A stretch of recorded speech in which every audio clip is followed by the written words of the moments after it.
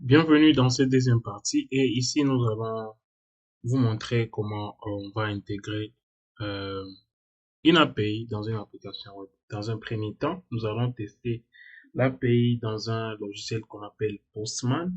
Si vous ne l'avez pas sur votre machine, je vous recommande de l'installer. Postman. Le rôle de Postman, c'est de nous permettre de tester des API sans pour autant avoir l'application existante. Et aussi, à la fin, nous pouvons générer une documentation que nous pouvons partager avec les autres développeurs et ça sera pour eux facile d'intégrer ces API dans leur système. Donc, je vous recommande d'installer Postman sur votre machine et nous allons continuer. Donc, ce que nous sommes en train de faire ici, c'est 4 opérations. Créer une tâche, éditer une tâche existante, récupérer la liste des tâches et effacer une tâche qui existe. Donc, en général, je vais essayer un peu de simplifier. Par exemple, la ressource que vous êtes en train de faire accéder à vos utilisateurs s'appelle tâche. Task. C'est ça la ressource. Task. OK. On sous-entend que nous avons quelque part une base de données qui enregistre les tasks et tout. Maintenant, pour la structuration des liens, donc le RESTful API stipule que, en général, get bar tasks va nous retourner la liste des tâches. OK? Post sur les liens tasks ou soit task, donc sans S ou avec S, va nous permettre de créer une nouvelle tâche. Put ou patch sur task et puis ID de la tâche va nous permettre de mettre à jour la tâche avec le ID 1, les ID spécifiés dans la requête. Et enfin, delete sur task ID va nous permettre d'effacer une task avec l'ID 1. Alors, ceci n'est pas une règle qui est toujours suivie, mais il est préférable de chaque fois essayer de structurer euh, vos API de cette manière. Par exemple, un autre exemple, vous faites une API qui permet de gérer les users, les utilisateurs. Get sur users va retourner liste des utilisateurs. Post sur users va créer un utilisateur. Put sur users ID, par exemple users 1, va mettre à jour user with ID equals 1 et delete task et user 1, ici il n'y a pas de S généralement, task users 1, user 1 va delete user 1 va effacer user with ID equals 1. Donc, vous pouvez essayer de chaque fois structurer vos API de cette manière et à la fin, vous aurez des ressources qui sont bien définies. Euh, donc, votre documentation sera facile à explorer. Vous n'êtes pas obligé de suivre chaque fois cette structure, mais il est recommandé de la suivre pour faire, pour standardiser la façon dont vous construisez des API. Alors, pour déclarer le, les routes, nous allons nous servir des Slim au lieu de créer des dossiers. Et pour spécifier les HTTP methods, nous allons utiliser chaque fois la méthode qu'on veut sur l'instance de Slim PHP. Donc là, si nous voulons assez que nous puissions créer un lien qui s'appelle tasks et que lorsqu'on fait un get sur tasks, nous puissions retourner ce qu'il y a ici, nous allons écrire un code qui ressemble à ceci. Alors, dès que nous avons la route déclarée dans notre fichier index, tout ce qu'il nous reste à faire, c'est de démarrer le serveur et d'aller tester. Donc, pour notre cas, on va aller sur localhost 7000/task. Et je vous ai dit par défaut que le navigateur fait une requête get par défaut. Donc, le navigateur fait une requête get et par défaut, le navigateur va donc appeler ce qui se trouve ici. Alors, vous allez me demander si nous devons ajouter une nouvelle tâche dans le navigateur. Qu'est-ce qu'on peut faire pour tester? Pour envoyer la requête post, vous pouvez soit utiliser du code JavaScript ou un formulaire HTML, ou soit vous utilisez un outil de test comme Postman tel que je vous ai dit au départ. Et là, pour créer une tâche, je vais vous montrer rapidement dans Postman à quoi est-ce que ça ressemble. Donc, le lien c'est localhost 7000 tasks, ok. Dans les request body, nous allons envoyer les données dont notre requête a besoin pour notre route a besoin pour pouvoir créer la tâche. Et si vous voyez dans le code source, notre fonction handler a besoin de deux valeurs, description et title. Alors, remarquez une petite différence. Ici, nous n'utilisons pas underscore post de PHP parce que généralement post récupère les informations qui ont été envoyées à travers un formulaire qui sont des form data comme on les appelle. Mais pour notre cas, nous envoyons des fichiers ou des données sous forme de JSON. Et là, carrément, il faut utiliser file get content PHP input pour récupérer ce qui a été envoyé dans le request body. Et c'est ce que nous envoyons ici. Et après, PHP va récupérer à l'interne et créer la tâche. Puis nous retourner un message de succès ou soit l'ID de la task qui a été créée. Alors, on va essayer de créer create a task. C'est juste une démonstration. Donc là, je vais spécifier la méthode post les liens et puis je spécifie ce que je vais envoyer dans les request body. J'envoie la requête et boom, task created successfully. On a notre message. Bon, s'il faut mettre à jour la task, on va envoyer la requête put l'ID de la tâche, d'accord, et puis les nouvelles informations que nous aimerions avoir sur notre API. Et après, si nous voulons effacer la tâche, nous allons spécifier l'ID de la tâche et nous n'allons envoyer rien dans les request body. Juste comme ça et nous allons effacer la tâche.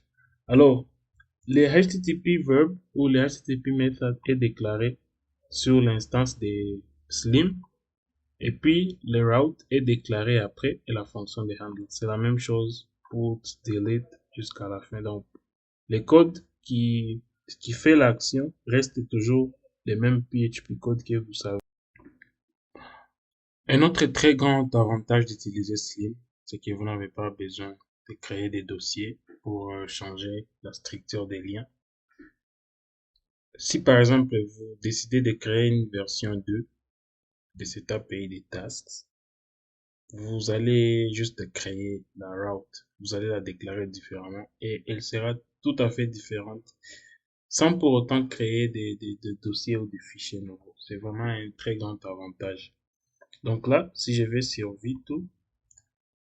v2/task, je serai capable de récupérer la liste des tâches sur c'est que je déclare version 2. Donc, je peux en tout cas manipuler ce qu'il y a ici, sans pour autant changer ou la structure des fichiers ou créer un dossier ou quoi que ce soit. Donc, c'est vraiment un avantage qu'on ne peut pas négliger. Alors, tel que vous voyez, nous avons 4 opérations. L'opération de récupérer la task, en anglais, on appelle ça read. L'opération de mettre à jour une task, on appelle ça update. L'opération de créer une nouvelle tâche, on appelle ça create. Et effacer, on appelle ça delete. Donc, une API qui réalise ces 4 opérations, on vous dira généralement CRUD. Donc, faites une CRUD sur les tasks. Vous savez déjà que là, vous allez créer 4 liens. Le premier lien pour récupérer les tâches. Deuxième, mettre à jour les tâches. Créer des tâches et effacer une tâche qui est existante. Alors, dès qu'on finit de tester dans Postman, on sait déjà comment les réponses vont ressembler, à quoi est-ce que les réponses vont ressembler et à quoi est-ce que les requêtes vont ressembler. Nous pouvons maintenant créer une application web dans un autre langage qui va intégrer ces API. L'avantage de Postman, c'est qu'il peut vous montrer quand même un code de base pour récupérer ces données sur votre plateforme. Par exemple, ici, on me montre un code de test de CIRL. Je peux changer. Je peux, par exemple, dire, je vais faire JavaScript Fetch. On va me faire ce code. Et si je l'exécute dans mon fichier JavaScript, il sera capable de créer la tâche. Donc, c'est vraiment un avantage de Postman. Et c'est pourquoi je les recommande en tout cas. Donc, si vous savez déjà à quoi est-ce que ressemblent vos réponses et vos requêtes, vous pouvez juste copier ces codes JavaScript et aller les mettre dans votre application n'importe où. Et puis, utiliser ça comme début pour démarrer l'intégration de l'API dans votre application. Donc là, j'ai déjà une petite application front-end que j'ai appelée Task Manager qui nous permet de voir ces tâches visuellement, de les mettre à jour, d'en ajouter et d'effacer une tâche dont nous n'avons plus besoin. Alors, je vais essayer d'actualiser. Le code, il est simple. Nous utilisons Bootstrap. Je vais juste focus sur le code de Fetch. Donc, oui, là, voilà. Notre API est sur locale 7000 tasks, ça on sait. Alors, pour récupérer les tâches, nous utilisons nous sommes en train d'utiliser cette fonction fetch tasks. Mais si vous avez très bien remarqué, il y a une petite erreur qui nous prévient que nous n'avons pas été capables de récupérer les données sur l'API et donc, conséquence, la table est vide. Alors, cette erreur, ça s'appelle Cross Origin Resource, je crois policy, something. Donc, ce que c'est que ça signifie, c'est quoi? Quand vous envoyez une requête à travers JavaScript dans votre application telle que nous l'avons fait ici, les navigateurs vérifient si vous êtes d'abord autorisé par les propriétaires de l'API d'accéder à son API. C'est juste une mesure de sécurité qui existe dans les navigateurs. Et dans Postman, nous étions capables de récupérer la liste des tâches, mais dans le browser, nous ne sommes pas capables. Cela signifie que il n'y a pas de problème au niveau de notre API, mais plutôt il y a des problèmes dans la façon dont nous n'avons pas autorisé au navigateur de récupérer les données de notre API et les mettre dans l'application web. Et pour résoudre ces problèmes, déjà que nous sommes sur Slim, ça ne va pas être très compliqué. Mais si c'était en PHP général, en général, on pouvait mettre à chaque requête, ajouter les headers des cross, machin, je pense que ça s'appelle access control allow origin.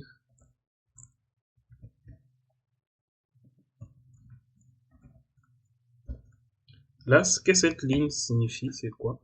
Bon, déjà, je vais vous montrer. On va inspecter. Nous envoyons la requête sur tasks des get. On a cassé quelque chose. Nous envoyons une requête get sur task. Et puis, ce qui se passe, c'est quoi?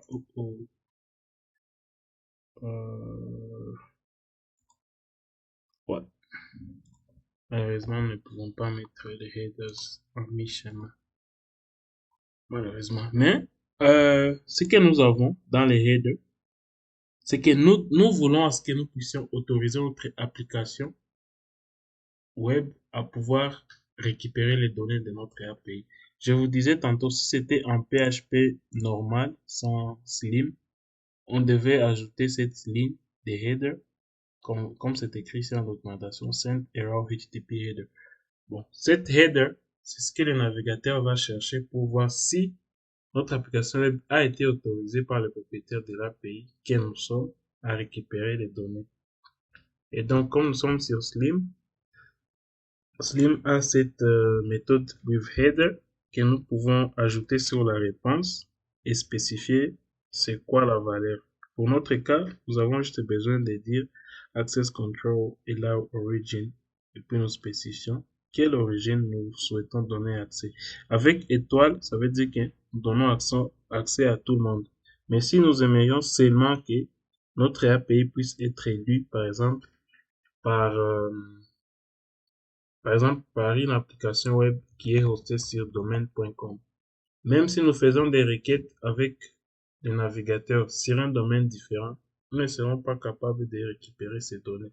Mais souvenez-vous que ceci fonctionne seulement dans le navigateur.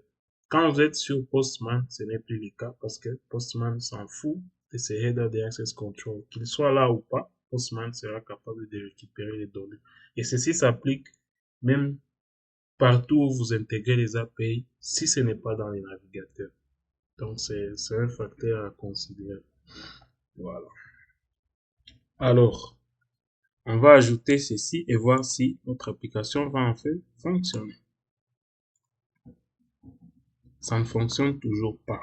Alors, quand quelque chose ne fonctionne pas, la première des choses, il ne faut pas se dire que vous êtes en train de faire des choses mal, mais plutôt vérifier qu'est-ce qui se passe au niveau de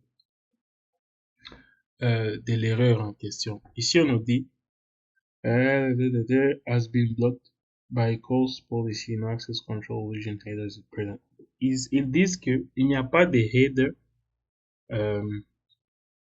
access control allow origin dans la réponse.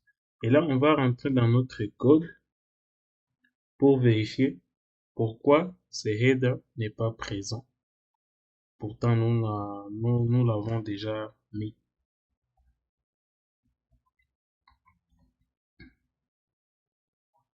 Donc, on va encore essayer. Ah oui, on n'a pas spécifié la valeur. Ici, la valeur, c'est toutes les hosts. Voilà. Nous sommes quand même capables de récupérer la liste des tâches. Comme ça, c'est déjà bon. Et si vous voulez inspecter les headers, on peut aller dans Network, Task. C'est la requête qui a récupéré le task. Vous pouvez voir mettre le request method c'est get sur task. Et les request headers, on a besoin des response headers. Yeah. Here. Access control allow origin. Toutes les hosts. Donc là, toutes les hosts. Donc là, n'importe quel serveur peut accéder, n'importe quel domaine peut récupérer les données de notre API. Si on aimerait limiter ça à juste, disons, une application qui est hostée sur, par exemple, le localhost, On va voir. Notre application est sur 127.0.1. Ça veut dire que normalement, ceci ne devrait plus fonctionner. Et c'est le cas. C'est le cas. Donc, vous voyez déjà à quoi est-ce que ça sert. On va remettre l'accès à tout le monde.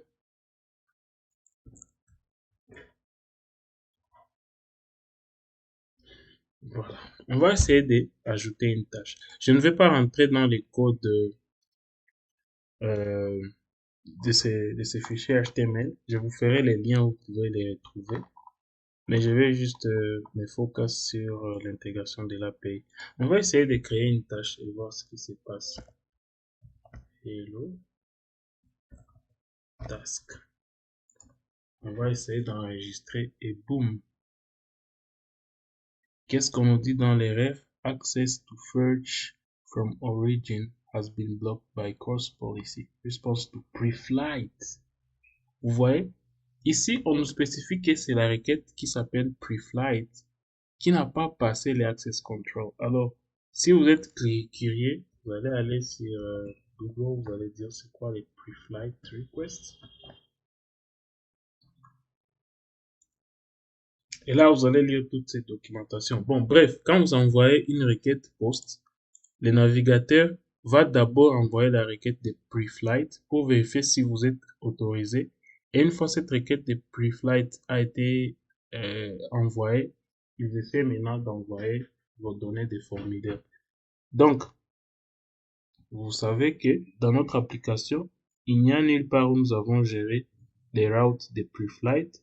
C'est pourquoi ça n'a pas pu fonctionner. Alors, le pre-flight est envoyé par euh, les HTTP method qui s'appelle options, sorry.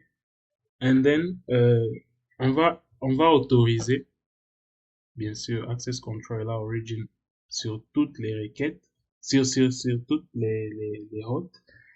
Mais aussi, on va accepter ces méthodes de HTTP et on va aussi autoriser ces headers d'être envoyés et d'être lus. Donc, c'est tout ce que nous avons à faire. Je vous ferai aussi le lien vers ce code qui est mis à jour pour que vous puissiez être capable d'intégrer cette API des tasks sur la petite application HTML. Donc là, on déclare la requête options sur tasks et on retourne ça. Alors, ici, on retourne le status code D104 pour dire no content. Ça veut dire que il n'y a aucun contenu qu'on envoie au navigateur. C'est juste ces headers. Et c'est parce que c'est ce que les navigateurs cherchent pour valider que nous sommes autorisés. Et là, on va encore essayer. Vous voyez, l'erreur a changé. Ce n'est plus pre-flight, mais c'est maintenant no access control allow origin. Ça veut dire que quelque part, là où nous gérons la création des tasks, nous ne sommes pas en train d'ajouter les headers. Oui, et vous voyez, là on a commenté cette partie, donc on va la décommenter partout parce que vous savez déjà les rôles.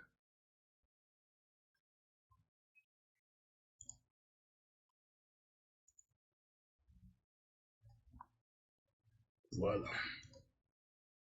On va réessayer et boum, nous avons créé notre task. On va encore essayer. Voilà. Nous pouvons éditer. Nous pouvons effacer. Et voilà. Notre CRUD est là. Notre application est bien opérationnelle. Alors, en bref, dans cette vidéo, nous avons commencé par rappeler ce que nous avons dit. Bon, alors, bref, dans cette deuxième partie, je vous ai montré ce qu'il faut pour faire fonctionner une API avec la structure de Slim. Et aussi, nous avons exploré comment on peut tester les API dans Postman. Et puis enfin, nous avons construit cette petite interface HTML qui nous permet de voir les tâches et de les gérer visuellement. Alors merci et à très prochainement pour d'autres vidéos.